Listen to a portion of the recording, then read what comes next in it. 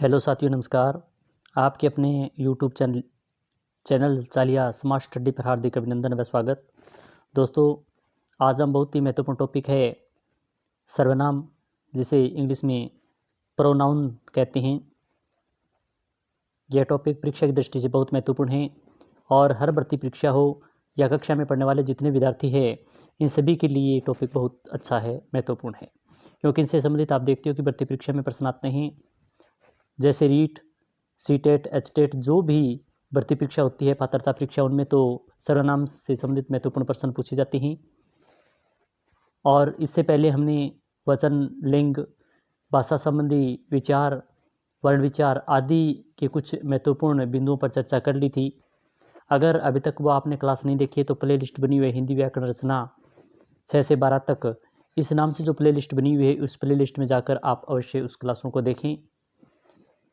यह बुक है, बहुत ही अच्छी है, बहुत ही महत्वपूर्ण है और इनसे सीधे ही सीधे वन लाइनर प्रश्न उठाए भी गए हैं। कहाँ से कौन से प्रश्न उठाए गए हैं, ये हम अंत में देखेंगे, उनके पर विचार करेंगे। तो आप अंत तक हमारे साथ बने रहें।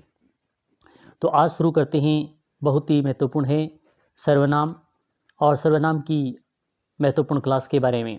तो इस गद्यांश को पढ़िए। यानी पहलगाम, गाम कश्मीर में एक दर्शनीय स्थल है। पहलगाम से ही अमरनाथ की यात्रा शुरू होती है। पहलगाम चारों ओर पर्वतों से घिरा हुआ है। पहलगाम की ऊंचाई समुद्र तल से 2200 मीटर है। पहलगाम के मध्य लीदर नदी बहती है। यानी ये पहरा दिया हुआ है और इस जो पहरा है, इसमें बहुत ही महत्वपूर्ण प्रश्न कैसे निकलते हैं, इनके बारे में देखेंगे। अब इस गद्यांश को इस प्रकार रूप में पढ़िए। पहलगांव कश्मीर में एक दर्शनीय स्थल है। यहीं से ही अमरनाथ की यात्रा शुरू होती है। यह चारों ओर पर्वतों से घिरा है। इसकी ऊंचाई समुद्र तल से 2200 मीटर है। इसके मध्य लीदर नदी बहती है। तो इस गद्यांश में पहलगांव के स्थान पर इसके आदि शब्दों के प्रयोग किए हैं। इनसे भाषा सुंदर व रोचक हो गई है। ये शब्द सर्वनाम कहलाते हैं। यानी एक जो पहरा दिया गया था, यह पहरा बहुत ही सुंदर तरीके से इसमें दिया गया है और नीचे यानी जो बार बार ये पहलगांव आ रहा था, इसका प्रयोग हो रहा था, तो इसकी जगह हमने सर्वनाम शब्दों के जैसे यह, वह, इसके आदि शब्दों के प्रयोग के माध्यम से पहलगांव के पहरे को हमने समझा। तो यहाँ जो यह, वह, ये शब्द आए वे सर्वनाम हैं और इतनी अच्छे तरीके से इसमें बहुत ही अच्छे तरीके से इसमें समझाया गया है। तो आपने देखा होगा कितनी अच्छे तरीके से इसको पहरे के माध्यम से समझाया गया। संज्ञा के स्थान पर प्रयोग किए जाने वाले शब्द सर्वनाम कहलाते हैं। ये इसकी परिभाषा है सर्वनाम की। कभी कभी भर्ती परीक्षा में पूछ लिया जाता है कि संज्ञा के स्थान पर प्रयोग किए जाने वाले शब्द क्या कहलाते हैं, तो वह सर्वनाम कहलाते हैं। बच्चों के लिए तो बहुत महत्वपूर्ण है। कक्षा 3 से जो 12वीं कक्षा में पढ़ने वाले हैं, इनके लिए तो सर्वनाम बहुत महत्वपूर्ण टॉपिक है। अब सर्वनाम के भेद। सर्वनाम के जो भेद होते हैं वो 6 प्रकार के होते हैं। ये भी कई बार भर्ती परीक्षा में पूछा गया है कि सर्वनाम के कितने भेद होते हैं, तो सर्वनाम के 6 भेद होते हैं। पहला है पुरुषवाचक सर्वनाम। दिए गए वाक्य को पढ़िए। पिताजी ने राघव से कहा, मैं तुम्हें समझाया था कि उस लड़के का साथ छोड़ दो, पर तुम नहीं माने। अब पिताजी, अब मुझे ही उससे बात करनी पड़ेगी। इसमें पिताजी ने अपने लिए, मैंने और मुझे, राघव के लिए तुम्हें तथा तुम, और लड़के के लिए उस तथा उससे शब्दों का प्रयोग किया। इस प्रकार बोलने वाले अपने लिए, सुनने वाले के लिए तथा अन्य व्यक्ति के लिए जिन सर्वनाम का प्रयोग करता है, उन्हें पुरुषवाचक सर्वनाम कहा जाता है। बहुत ही एक छोटी सी 2 लाइनों के अंदर बहुत ही अच्छे तरीके से सर्वनाम के भेद और पुरुषवाचक सर्वनाम को बहुत ही अच्छी तरीके से इसमें समझाया गया। और इसी के साथ में उत्तम पुरुष, मध्यम पुरुष, अन्य पुरुष, जो सर्वनाम के ही, पुरुषवाचक सर्वनाम के ही 3 भेद होते हैं, इसी पैरे के माध्यम से भी समझा दिया गया। तो आपने देखा कि एक ही लाइन है, पिताजी ने राघव से कहा, मैंने तुम्हें समझाया था कि उस लड़के का साथ छोड़ दो, पर तुमने नहीं माने। अब मुझे ही उससे बात करनी पड़ेगी। इस माध्यम से पुरुषवाचक सर्वनाम की संपूर्ण परिभाषा आ गई और उत्तम पुरुष, मध्यम पुरुष और अन्य पुरुष के बारे में भी बता दिया गया। तो अच्छा है, बहुत ही महत्वपूर्ण तरीके से और बहुत ही अच्छी तरीके से इसमें समझाया गया है। तो सर्वनाम की परिभाषा, पुरुषवाचक सर्वनाम की परिभाषा भी हमने देख लिया है कि इस प्रकार के बोलने वाले अपने लिए, सुनने वाले के लिए, यानी स्वयं जो बोलने वाला है वो अपने लिए, सुनने वाले के लिए, वह अन्य कोई व्यक्ति वहाँ पर नहीं है, फिर भी उसके लिए जिन शब्दों का प्रयोग करता है, जिन सर्वनाम शब्दों का प्रयोग करता है, उन्हें पुरुषवाचक सर्वनाम कहते हैं। वक्ता, श्रोता व अन्य व्यक्ति के आधार पर पुरुषवाचक सर्वनाम के भी 3 प्रकार के होते हैं। वक्ता यानी कहने वाला, श्रोता सुनने वाला, वह जहाँ पर नहीं हो, अन्य व्यक्ति के बारे में बात की जाती है तो वह अन्य व्यक्ति होता है। तो इनके आधार पर ही हम 3 प्रकार के पुरुषवाचक सर्वनाम को बांटते हैं। उत्तम पुरुष पहला है, दूसरा मध्यम पुरुष और तीसरा अन्य पुरुष। ये पुरुषवाचक सर्वनाम के 3 भेद होते हैं। पहले हम देखते हैं उत्तम पुरुष। बोलने वाला जो सर्वनाम अपने लिए प्रयोग करता है उन्हें उत्तम पुरुष सर्वनाम कहते हैं। जैसे मैं बाजार जा रहा हूँ, लड़का स्वयं कह रहा है कि मैं बाजार जा रहा हूँ, तो यहाँ मैं उत्तम पुरुष है। मुझे कुछ रुपए दे दो, तो यहाँ मुझे कुछ रुपए दे दो में मुझे जो शब्द है वह, या लड़का अपने पिताजी कह रहा है मुझे कुछ रुपए दे दो, तो मुझे यानी ये भी उत्तम पुरुष है। मैं, मेरा, हम, हमारा, मैंने, मुझे, हमने, मुझसे आदि जो उत्तम पुरुष सर्वनाम है। यानी उत्तम पुरुष सर्वनाम कौन कौन से हैं? मैं, मेरा, हम, हमारा, मैंने, मुझे, हमने, मुझसे आदि जो शब्द इसमें प्रयोग किए गए हैं, ये सभी उत्तम पुरुषवाचक सर्वनाम हैं। फिर दूसरा आता है मध्यम पुरुषवाचक सर्वनाम। बोलने वाला जिन सर्वनामों का प्रयोग सुनने वाले के लिए करता है उन्हें मध्यम पुरुषवाचक सर्वनाम कहते हैं। जैसे तुम पौधों को पानी मत दो, लड़का एक लड़की को कह रहा है कि तुम। ये चित्र के माध्यम से बहुत ही अच्छी तरीके से इसमें समझाया गया है कि लड़का कहता है लड़की को कि तुम पौधों को पानी दो मत दो। और इसी प्रकार तुम्हारे लिए नए कपड़े लाई हूँ, एक माता अपनी बेटी को कहती है कि मैं, यानी तुम्हारे लिए नए कपड़े लाई हूँ। तो ये तुम्हारा और तुम, ये जो शब्द दिए गए हैं ये मध्यम पुरुष के ये शब्द हैं। जैसे तुम्हारे, तुझे, तू, तुम, तुझे, तुमने, तुम्हारा, आप आदि मध्यम पुरुषवाचक सर्वनाम है। अब तीसरा देखते हैं अन्य पुरुषवाचक सर्वनाम। जिस अन्य व्यक्ति के बारे में बातचीत की जाती है उसके लिए प्रयोग किए जाने वाले सर्वनाम को अन्य पुरुषवाचक सर्वनाम कहते हैं। यानी जिसके व्यक्ति के बारे में 2 व्यक्ति बात कर रहे हैं, किसी अन्य के बारे में बात की जाती है तो अन्य पुरुषवाचक सर्वनाम। जैसे कि वह घोड़े पर सवार, कोई 2 व्यक्ति बातें कर रहे हैं कि वह घोड़े पर सवार, तो वह व्यक्ति अन्य पुरुषवाचक सर्वनाम होगा। उनको चाय पिलाओ, जो बैठा है दूर कहीं उनको कह रहा है कि उनको चाय पिलाओ, तो उनका भी अन्य पुरुषवाचक सर्वनाम हो गया। वह, वे, यह, ये, उसने, उसका, उनको आदि अन्य पुरुष सर्वनामवाचक सर्वनाम शब्दों में आते हैं। अब हम दूसरे सर्वनाम का भेद है निश्चयवाचक सर्वनाम, इसके बारे में अध्ययन करेंगे। तो वह मेरा पुत्र है, कोई व्यक्ति है और ये चित्र दिखाया गया है एक लड़की और एक व्यक्ति का। तो व्यक्ति कहता है कि वह मेरा पुत्र है, यानी निश्चित कि वही मेरा पुत्र है। निश्चितता का बोध हो वह निश्चयवाचक सर्वनाम होता है। इसी प्रकार इनमें, इनसे मिलिए, यानी एक व्यक्ति दूसरे से कहता है कि इनसे मिलिए, तीसरे व्यक्ति के बारे में इनसे मिलिए, तो ये निश्चितता के बारे में बोध कराता है। उपयुक्त वाक्यों में वह तथा इनसे शब्द निश्चित व्यक्ति वस्तु की ओर संकेत कर रहे हैं। इस प्रकार किसी पास अथवा दूर की वस्तु या व्यक्ति और निश्चित संकेत करने वाले शब्द निश्चयवाचक सर्वनाम कहलाते हैं। यानी यहाँ पर 2 दिए गए थे, वह और इनसे, यानी ये दोनों ऐसे शब्द हैं जो निश्चितता का बोध करा रहे हैं।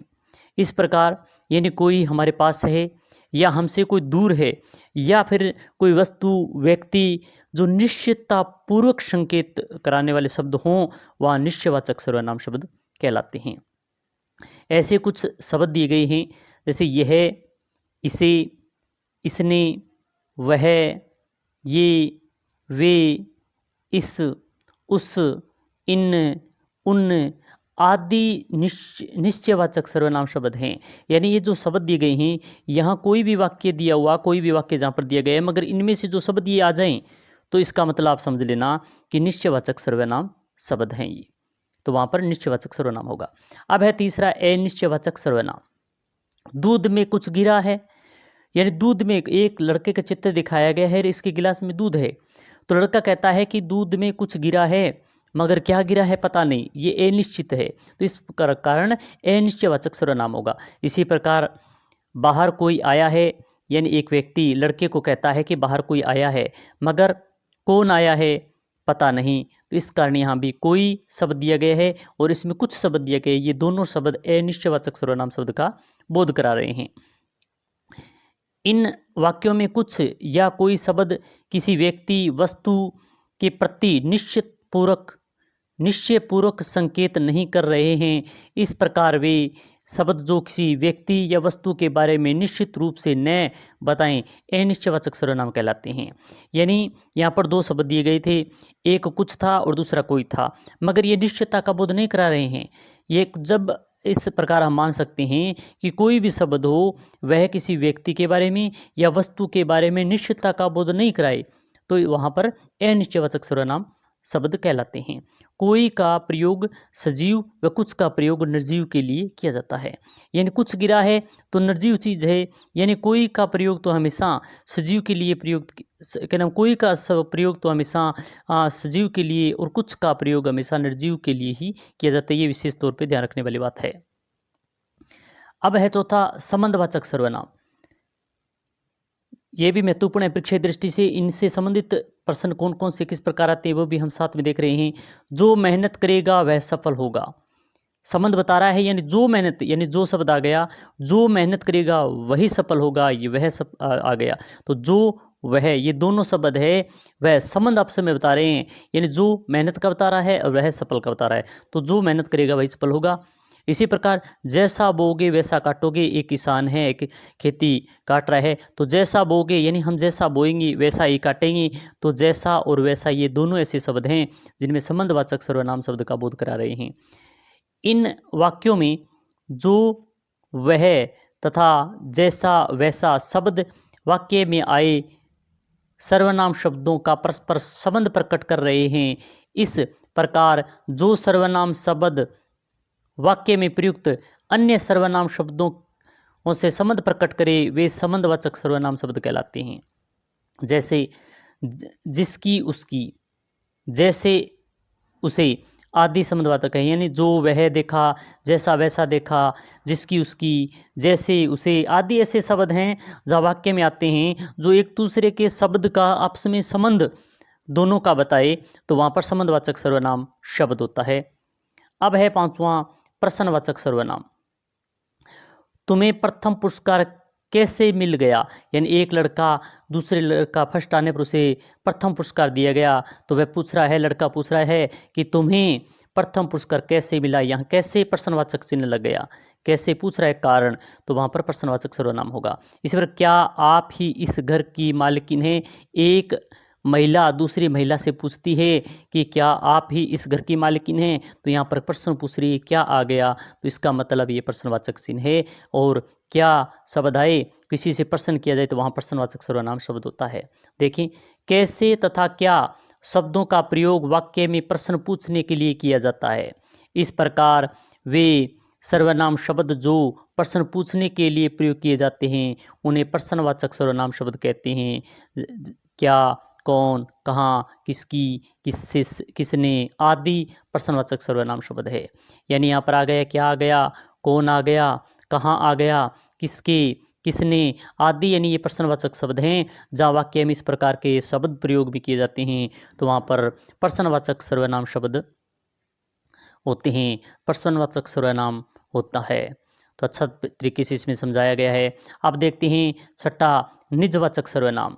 मैं अपने आप चला जाऊंगा, यानी स्वयं के लिए एक लड़का दूसरे से कहता है कि मैं तो अपने आप चला जाऊं, तो अपने आप आ गया, ये निजवाचक सर्वनाम शब्द है। मैं अपने कपड़े खुद ही प्रेस करता हूँ, यानी एक लड़का खुद प्रेस कर रहा है। चित्र के माध्यम से अच्छी तरीके से समझाया गया है कि मैं अपने कपड़े खुद ही प्रेस करता हूँ। तो इस प्रकार अपना खुद शब्द आ गया, ये भी क्या है कि निजवाचक सर्वनाम शब्द है। आप इस परिभाषा देखें, अपने आप तथा खुद शब्द निजता का बोध करा रहे हैं। इस प्रकार वे शब्द जो कर्ता के साथ निजता का बोध कराने के लिए प्रयोग किए जाते हैं उन्हें निजवाचक सर्वनाम शब्द कहते हैं। तो 6 प्रकार के सर्वनाम की परिभाषा और चित्र के माध्यम से अच्छी तरीके से हमने समझा। अब देखते हैं सर्वनामों की रूप रचना। सर्वनाम शब्दों के साथ विभिन्न कारक चिन्ह का प्रयोग करने से सर्वनामों के रूप परिवर्तन हो जाते हैं। कारकों के साथ सर्वनामों का रूप रचना इस प्रकार की जाती है। उत्तम पुरुष सर्वनाम में, यानी उत्तम पुरुष वाचक सर्वनाम यानी में, कारक देखिए, कर्ता में मैंने एक वचन के लिए, हमने बहुवचन के लिए प्रयोग किए जाते हैं। क्रम में मुझको मुझे, मगर बहुवचन में हमको हमें होता है। करण मुझसे मेरे द्वारा एक वचन में, तो बहुवचन होगा तो हमसे हमारे द्वारा होगा।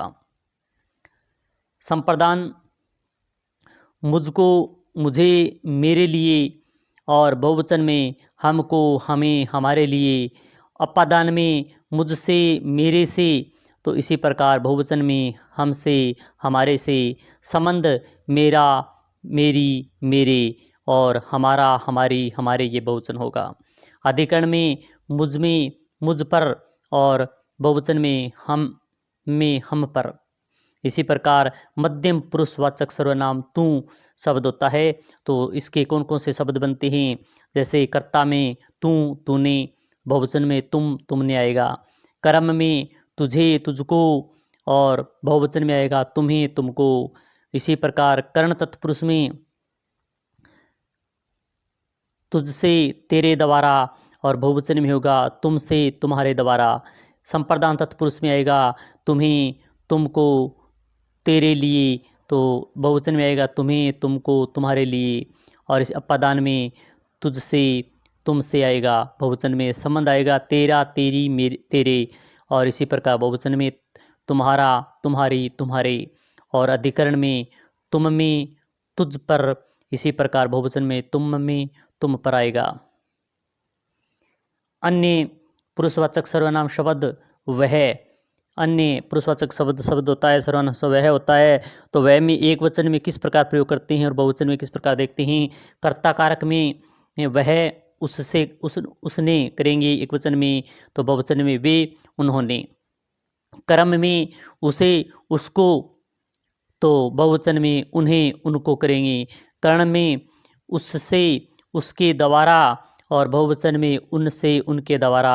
इसी प्रकार संप्रदान में उनको उनके लिए और इसी प्रकार बहुवचन में होगा उनको उनके लिए। अपादान में उससे और बहुवचन में होगा उनसे। संबंध में उनका उनकी उनके और बहुवचन में होगा उनका उनकी उनके। इसी प्रकार अधिकरण में उसमें उस पर, इसी प्रकार बहुवचन में होगा उनमें उन पर। इस प्रकार इनका उत्तम पुरुष, मध्यम पुरुष और अन्य पुरुष में, उत्तम पुरुष में और मध्यम पुरुष में तू और अन्य पुरुष में वह का प्रयोग कर्ता के आधार पर एक वचन और बहुवचन में किस प्रकार प्रयोग करते हैं और किस प्रकार प्रयोग करने से इनके बारे में हमने देखा। आओ महत्वपूर्ण बिंदुओं को दोहराएं जो महत्वपूर्ण है। संज्ञा के स्थान पर प्रयोग किए जाने वाले शब्द सर्वनाम कहलाते हैं। परिभाषा कई बार भर्ती परीक्षा में पूछ ली जाती है। सर्वनाम के प्रमुख से 6 भेद होते हैं: पुरुषवाचक, निश्चयवाचक, अनिश्चयवाचक, संबंधवाचक, प्रश्नवाचक और निजवाचक सर्वनाम। पुरुषवाचक सर्वनाम के 3 भेद होते हैं: उत्तम पुरुष, मध्यम पुरुष और अन्य पुरुष। अभी इनके बारे में हमने डिटेल से चर्चा की है। तो हमने बहुत ही महत्वपूर्ण बिंदु है सर्वनाम हर भर्ती परीक्षा की दृष्टि से, जैसे REET, CTET, KVS, NVS, DSSB, RPSC, RSSM, NVS, EMR आदि कोई भी भर्ती परीक्षा हो, इनसे व्याकरण से संबंधित भर्ती परीक्षा में प्रश्न आते रहते हैं। तो आप इनका अच्छी तरीके से अध्ययन करें। क्लास अच्छी लगी तो लाइक करें, शेयर करें और चैनल को सब्सक्राइब करना ना भूलें। साथ ही में बेल आइकन दबा के रखें, क्योंकि इसी प्रकार की अन्य क्लास आपको मिल सके। इसी प्रकार की अन्य क्लास के साथ फिर मिलेंगे। जय हिंद, जय भारत।